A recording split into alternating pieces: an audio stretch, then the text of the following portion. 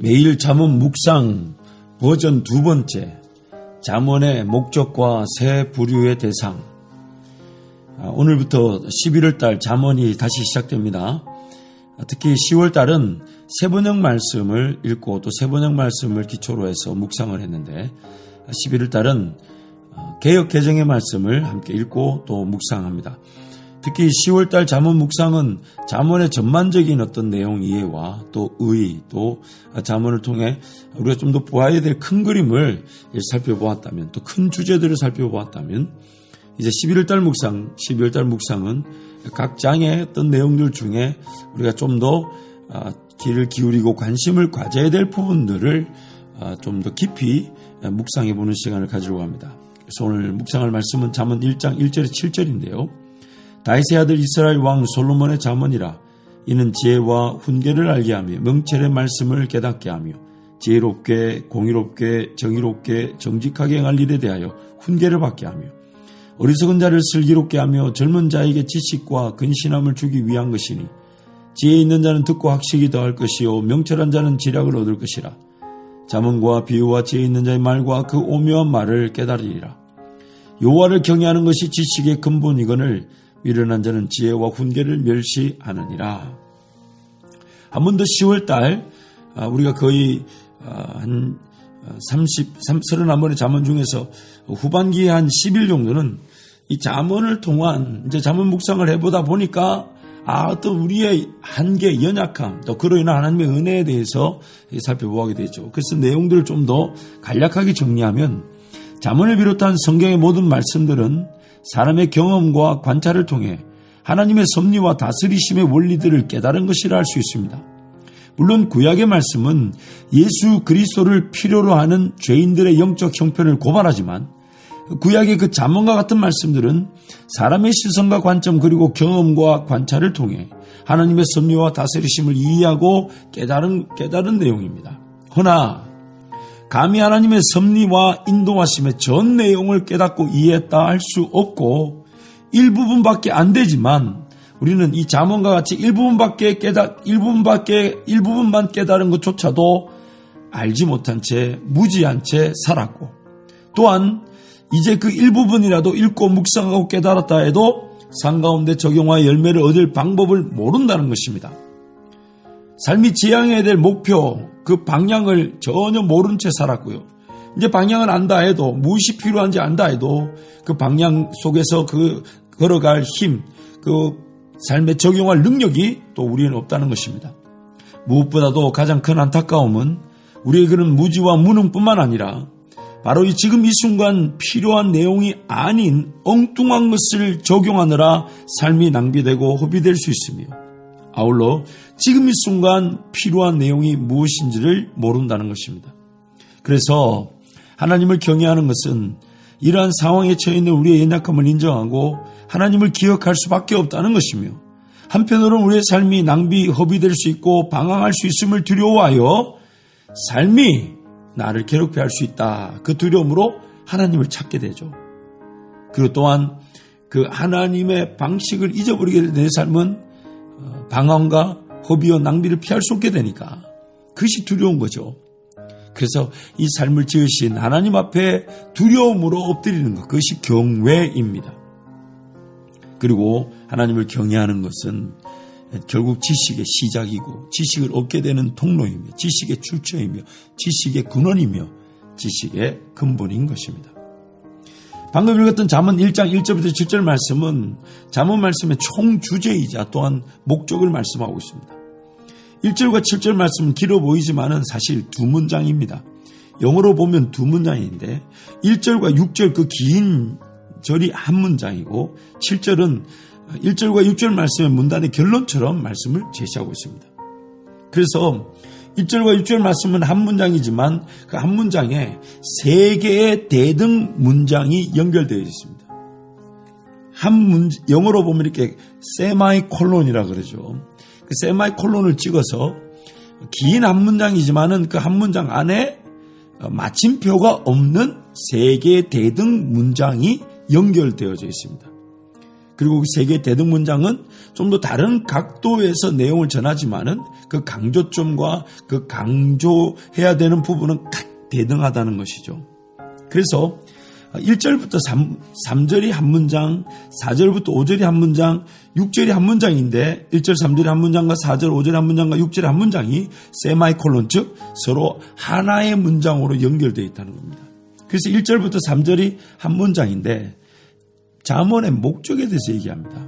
그것은 뭐냐면 첫 번째는 알아야 되는 게 있고 분별해야 되는 게 있고 지시를 받아야 되는 게 있다는 거예요. 잠언의 목적 세 가지 뭐가 있다고요? 알아야 하는 게 있고 분별해야 되는 게 있고 지시를 받아야 하는 게 있다는 겁니다. 먼저 알아야 되는 것은 지혜와 훈계, 즉 명령을 알아야 합니다. 지시를 알아야 합니다. 이 명령이라 할 때, 지시를 할 때 영어로 보면 instruction이에요. 이 instruction이라는 말은 우리 다른 말로 사용자 설명서, 매뉴얼이라고 볼 수 있어요. 물품을 사서 만약에 조립을 한다 할 때 그 물품을 조립하려면 사용 설명서가 있죠. 그걸 따라야만이 물품이 이렇게 조립이 될 수 있죠. 그리고 사용 설명서가 사실 나에게 명령하는 겁니다. 너는 이걸 모르지만 나는 아니까 이걸 따라줘. 우리는 그걸 기꺼이 따르죠. 그걸 instruction, 지시, 그리고 오늘 한글 성경에서는 이걸 훈계라고 번역한 거예요. 그래서 지혜와 훈계, 즉 지혜와 지시, 명령을 알아야 합니다. 따라야 될 게 있다는 거예요. 먼저 명령을 알아야 된다는 거예요. 두 번째, 분별해야 되는 게 있는데 그게 뭐냐면 이해의 말씀들. 영어로 보니까 the sayings of understanding. 이해하는 것의 말들, 이해의 말씀들을 discern, 분별해야 합니다. 세 번째, 받아야 하는 것이 있다는 겁니다. 그게 뭐냐면 현명한 행동이나 의나 정의와 공평에 대한 지시를 받아야 합니다. 그래서 이것을 잠언 우리 지혜롭게, 공의롭게, 정의롭게, 정직하게 행할 일에 대하여 훈계를 받는다라고 말한 거예요. 자, 잠언의 목적 세 가지를 가지고 있다는 거예요. 첫 번째, 알아야 되는 게 있다고 했어요. 알아야 되는 게 뭐냐면 반드시 따라야 될 명령과 또한 지혜가 있다. 두 번째, 분별해야 되는 게 있는데 그게 뭐냐면 이해의 말씀, 이해, 명철, 이해의 말씀들, 그 말씀들을 분별한다. 이건 좀 더 제가 설명을 할 것이고, 세 번째, 받아야 되는 게 그게 뭐냐면 지시를 받아야 되는데 무엇이 현명한 행동이고 무엇이 의고 무엇이 정의고 무엇이 공평인지 그 지시를 받아야 한다는 겁니다. 그러면서 대등절, 목적의 두 번째 내용 4절과 5절에 한 문장이 나오는데 그 한 문장의 내용을 보면 잠언의 대상이 누구이며 그 대상에게 무엇을 주고자 하는지를 말씀합니다. 방금 전에 했던 잠언의 목적은 모든 대상들에게 공동분모입니다.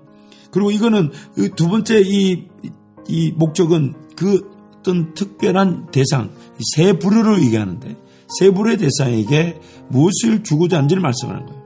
그래서 첫 번째 부류가 뭐냐면 더 네이브라 그래서 단순하고 어리숙한 사람에게 prudence, 현명함 혹은 분별력을 주고자 한다.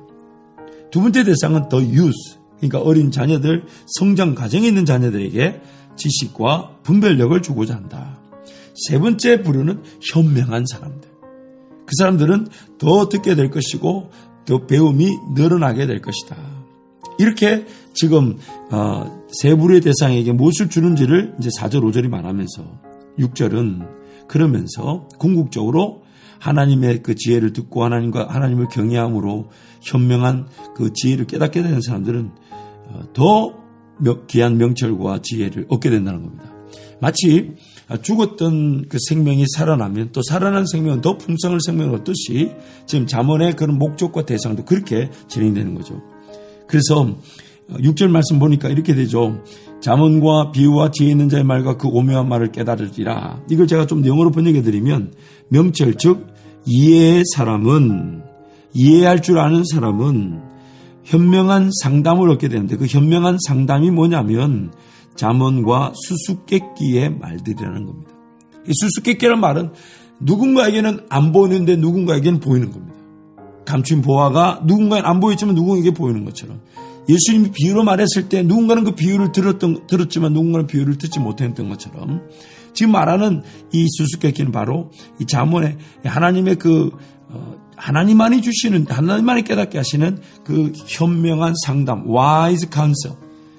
그래서 이 어리숙함에서 벗어나서 또한 성경 가정에 있는 자녀들에게 하나님의 그 말씀을 들어야 되는 이해를 가르쳐 주게 됐을 때 그들이 듣고자 하는 자들이 되면 하나님은 그들에게 현명한 상담, 때를 따라 돕는 은혜, 이른 비와 늦은 비, 그리고 또한 믿음에서 믿음으로 나아가며 또 마치 그릇이 깨끗해지면 더 많이 담겨지듯 더 풍성한 생명을 얻게 하듯 하나님의 은혜를 주신다는 것입니다.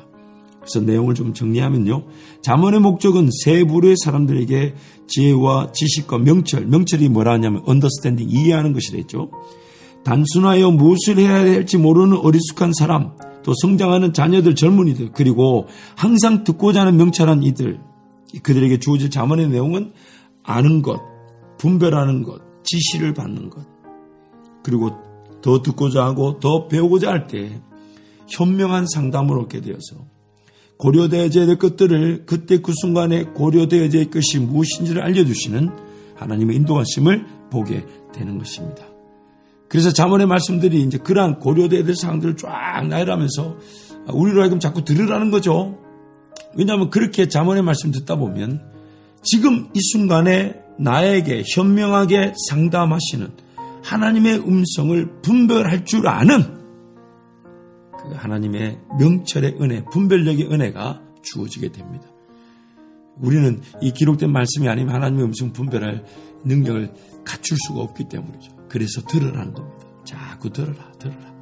기록된 말씀을 자꾸 들을 때에 오늘 내 삶에 필요한 현명한 상담, 모든 것을 고려하셔서 지시하시고 말씀하시고 따를 수 있게 하시고 순종할 수 있게 하시고 행할 수 있게 하시는 그 하나님의 그 말씀을 들을 수 있게 되는 것입니다.